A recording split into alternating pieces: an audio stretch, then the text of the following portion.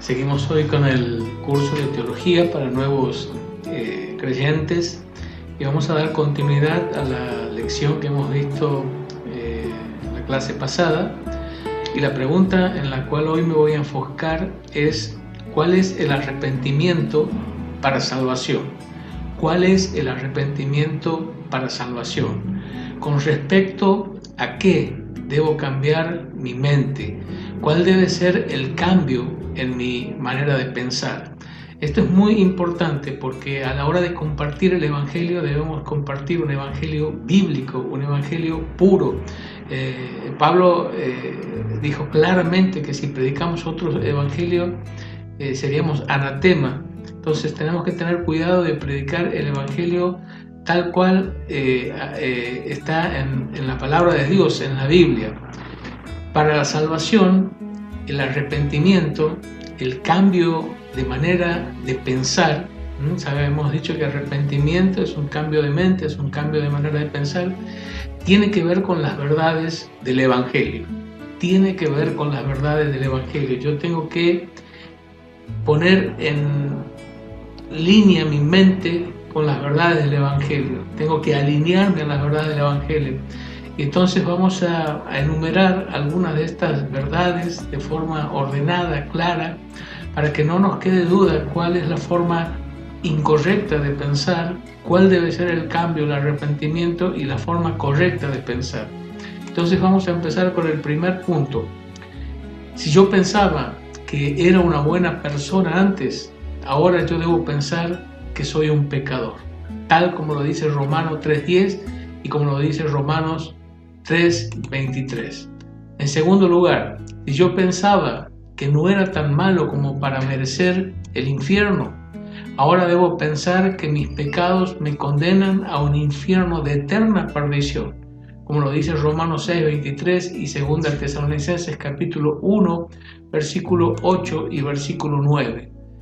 Tercer punto, si yo pensaba que mi esfuerzo podría salvarme, ya sea mi religión, mis buenas obras, una vida moral, ahora debo creer que no puedo salvarme a mí mismo, ni cooperar con mi salvación. Es un acto de la pura gracia de Dios. La salvación es un acto de la pura gracia de Dios, como lo dice Efesios 2, 8 y 9 y también Tito 3:5.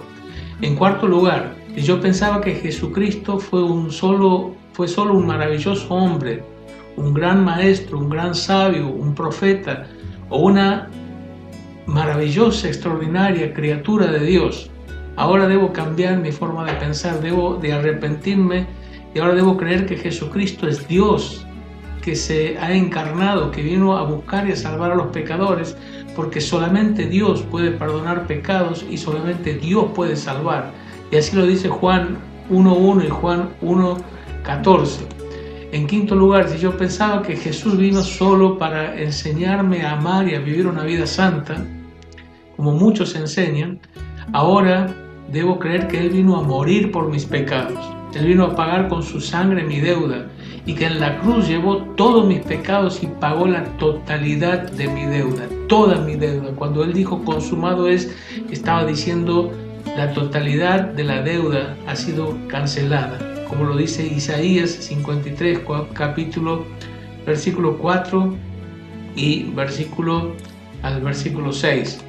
Y en sexto lugar, si yo pensaba que Jesús quedó en la tumba, como todos los otros líderes religiosos, que uno puede visitar sus tumbas y allí están sus restos, ahora debo creer que Él resucitó victorioso para ser el único y suficiente Salvador de toda la humanidad, mayormente de los que creen, como lo dice 1 Corintios capítulo 15, el versículo 3 y el versículo 4. En séptimo lugar, yo pensaba que a la obra de Jesucristo yo debo agregarle algo de mi parte, mi esfuerzo, mi perseverancia, mi fidelidad, mis obras para completar la obra que Él hizo. Ahora debo creer que lo que Cristo hizo es suficiente para perdonar todos mis pecados, para salvarme eternamente del infierno y darme vida eterna. Dios no necesita de mi cooperación ni de mi parte para darme y regalarme esta salvación eterna que Él me ofrece. Así es la forma de pensar de alguien que se arrepiente para salvación. Este es el arrepentimiento para salvación. Cuando yo me arrepiento, dejo atrás las mentiras que había en mi mente, los errores que había en mi mente, para creer las verdades del Evangelio. Y esta es la forma que una persona que se arrepiente para salvación piensa. Primero, soy un pecador y estoy sucio frente a Dios. Segundo, el pecado me condena y me lleva al infierno. Tercero, no tengo manera de salvarme a mí mismo. No puedo ser mi propio salvador ni ser corredentor con Dios. Cuarto, pero Dios me amó y envió a su Hijo, Jesucristo, por mí. Quinto, Cristo murió en la cruz por todos mis pecados, pasados, presentes y futuros. Sexto, con su sangre pagó toda mi deuda de pecado. La deuda está totalmente cancelada por medio de la sangre de Jesucristo. Séptimo, resucitó victorioso y es el único y suficiente Salvador. No hay otro Salvador, no hay otro mediador, no hay otro camino que Jesucristo, el que murió por mis pecados y resucitó.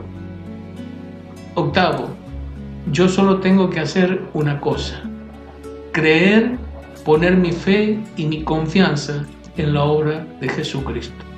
Este es el arrepentimiento para salvación. Este es el cambio de mente, de pensamiento que tiene que ocurrir en una persona para poder ser salvo. Sacar aquellas mentiras, sacar aquellos errores con respecto a las verdades del Evangelio para creer el puro Evangelio de la gracia de Dios que está claramente revelado en la Biblia.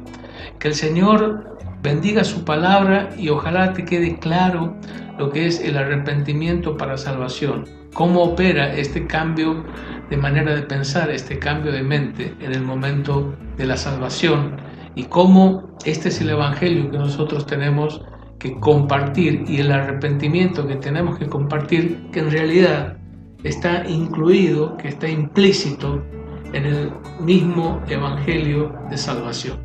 Que el Señor les bendiga. Y si Dios quiere, en la próxima clase vamos a estar viendo cuáles son las evidencias de que una persona verdaderamente ha sido salvada. Hasta siempre. Muchas bendiciones.